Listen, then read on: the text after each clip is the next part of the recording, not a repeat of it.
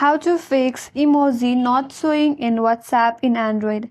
So let's get started. Now, whenever you open up your WhatsApp application and you try to send someone a text along with the emoji. Now, if you open up this and if you are not able to find your emoji on your keyboard, now there are a few steps that you have to take care of.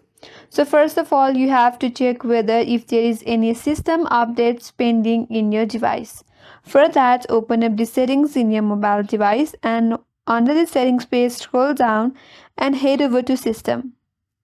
Now under the system page tap on software update.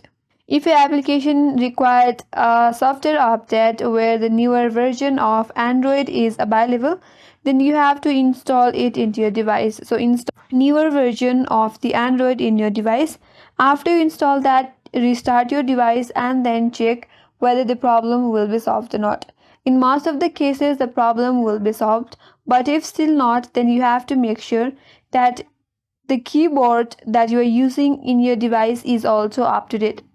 Suppose if you are using the Gboard keyboard, now to update that, open up the Play Store in your mobile device and on the search bar search for Gboard. Here the Gboard is installed in my device. Now if there is any other option that says update, you have to update this Google keyboard as well, and after you update, your problem will be solved and you will be able to find the emoji in your keyboard. So that was the way to remove the emoji from your Android device, and that's all for today's video. Hope this video was helpful, and if you're new to our channel, make sure to subscribe, like, comment and hit that notification bell icon. Thanks for watching and I will see you on next video.